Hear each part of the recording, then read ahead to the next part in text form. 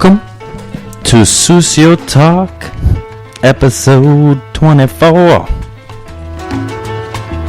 Did I just say 23? 24. All right. I'm hanging out here with Chef Mei Lin, currently of Daybird, Nightshade. Let's see, we just had dinner where? Where was that spot? Namban Khan. Namban Khan. Delicious. And then there was two, you were like yakitori or, what was the other word they used?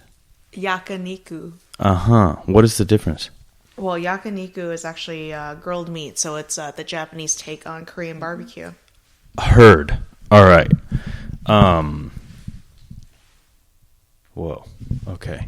So is the meat marinated then? What's the Some are, some aren't. Okay. Yep. So I guess it's just almost the same as yakitori, just a little bit different. Very different. Okay. Yeah. Yakitori is actually focused on chicken. Just chicken. Got you. Okay, understood. Now I'm starting to understand. All right, Chef. You know how this goes. I think you're a listener of the show. I'd like to think so. If you're not, that's okay. Episode 24, Mei Lin. Let's start all the way at the beginning. Where are you from? I am from Dearborn, Michigan. Wow. Yeah. Have you ever been there? No. We talking about like middle of nowhere or city? No, it's a city. Okay. It's actually right outside of Detroit. Probably about 5 minutes right outside of Detroit. Okay. Yeah, it's a really cool place. A lot of great eats. Love all the food. I miss whenever I go back home. I miss all the Lebanese food. Yeah. My dad's food, of course, and yeah, a lot of great places to go see as well. Awesome. Yeah, we were just talking about the Russian 5, and you knew exactly what that was, and I had no idea you were from, around Detroit before we talked about that. So Hockey town.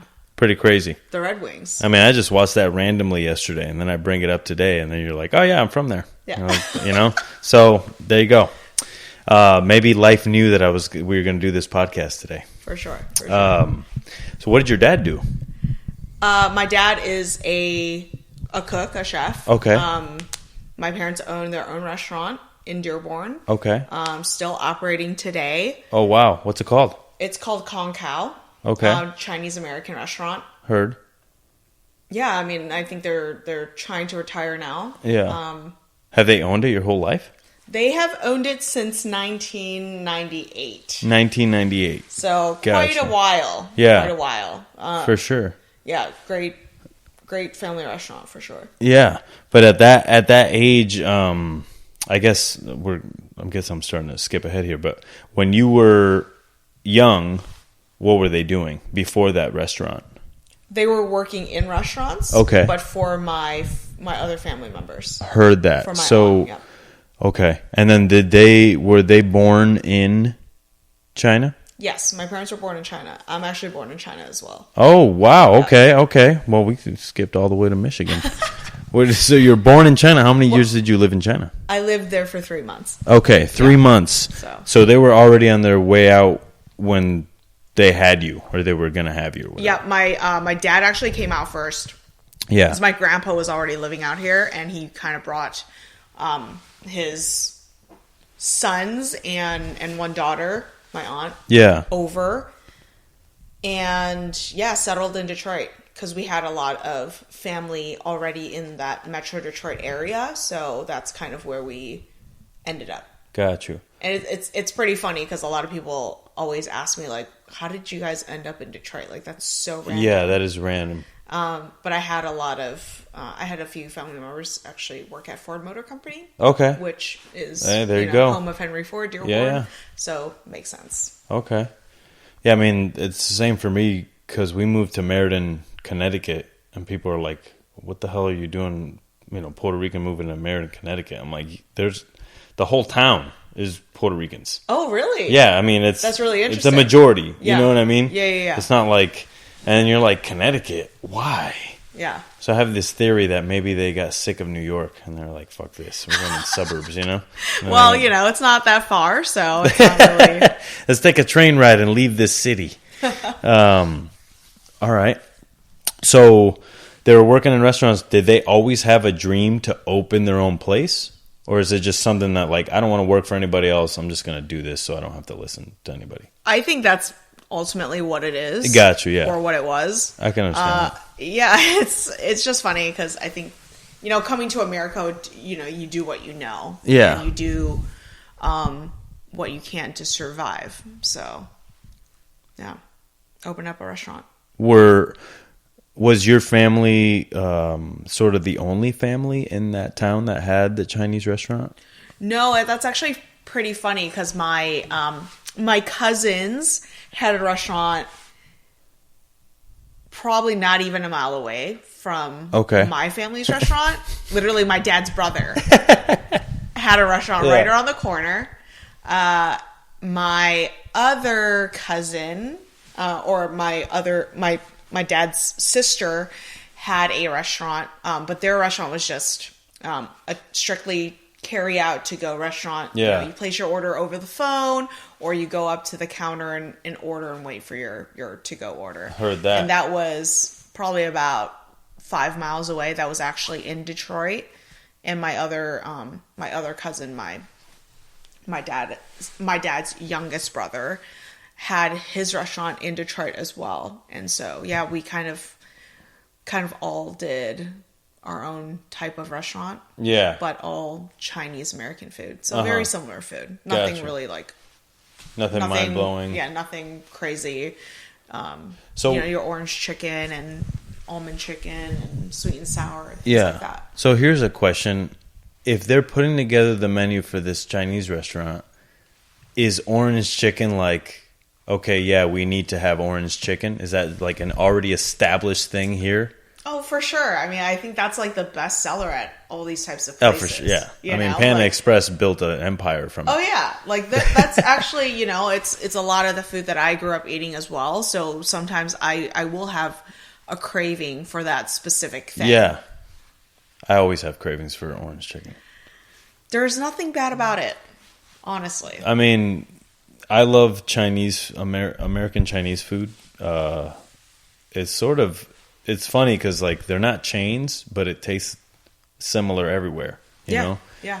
In Puerto Rico, I love it because they season it with salt. Oh, interesting. Which they usually don't. Like your pork fry, you know, there won't be any salt on it. Yep. But in the Caribbean and Puerto Rico, the fucking Chinese food is really good. Oh, interesting. Yeah, that's really awesome. Yeah. I love going to different countries and trying their versions of Chinese food. Yeah. Because it's, you know, it stems from obviously the culture of that country as well. So I love experiencing that. I mean, especially in Japan, like Japanese Chinese food is so amazing actually. Oh, I gotta try that. Because you have like a lot of like subtle flavors, but also like a huge bang, and nothing's really that spicy. Okay. But yeah, so it's sort of a cleaner. Very clean and it's a lot sweeter too. Yeah. Yeah. I think it depends on their palates, you know. Yeah. Their type of food. Yeah, I mean, I had Chinese food in London. It was delicious. Yeah. It was delicious. And in the Midwest, actually, I don't know if that's the Midwest. My geography is bad. Tennessee. I had some really, really good Chinese food in Tennessee. And what threw me off was she had a really deep Southern accent. Oh. So looked completely Chinese. And then when she opened her mouth, I was like, what the fuck? You know what I mean? It was crazy to hear. But it was really good. I still remember that place. Yeah. And I wish I could go back, but I'm sure I'll find it somewhere. I'm sure you can go soon. Yeah. For sure. Chattanooga. So they opened this restaurant. Are you working there? I am working there. Against your will, or because you're like... yes. I'm in 8th grade at the time. Okay. So... Yeah, I mean, I think when you're in 8th grade, all you want to do is hang out with your friends. Yeah, for sure. You know, do your after-school activities and whatnot. And so, yeah, I kind of never wanted to be in the restaurant. Yeah. I actually started working at a restaurant since I was 8 years old. I would actually go to work with my dad every Saturday when he worked for my aunt. And I would literally I would work a 12-hour shift. I would work from the time my dad gets in at 10 a.m. and leave at 10 p.m. at nighttime. Yeah, I would literally pull those shifts. Literally all day. Yeah, wow. Every Saturday. What were you doing? I was helping out anywhere from, packing up like little ramekins of soy sauce, ramekins of plum sauce, helping pack, I guess, like people's doggy bags. Yeah. For, dine-in guests. Yeah. And, just doing a little prep work, like picking pea pods, like picking the stems off of pea pods, green beans, things like that. Just doing random things around the kitchen and in the dining room. Gotcha. Where would you get the produce? Where was the produce coming from? Just a company or? Distributor. Did you have an Asian foods distributor? Yes. Okay. Yes. So you guys are pretty much on lockdown over there. Yeah. It was actually a pretty big restaurant. It housed about 100 people. Hundreds. Wow. Yeah. So it was a 100-seat restaurant. Yeah. How many people in the kitchen? A lot. It was an entire brigade. It was pretty intense. It was probably about an 8-cook line. Jesus. And it's just a long line full of woks. Yeah. And like 2 fryers and like an app station, if you will. Like a bunch of prep tables everywhere. And I mean, it was one of the biggest Chinese restaurants I've ever been in. Yeah. How are those stations split up? So it's funny because those stations are actually, they're not necessarily split up in a certain way. Everything's cooked on a wok. Yeah. And my dad was basically in charge of gathering the ingredients for each dish.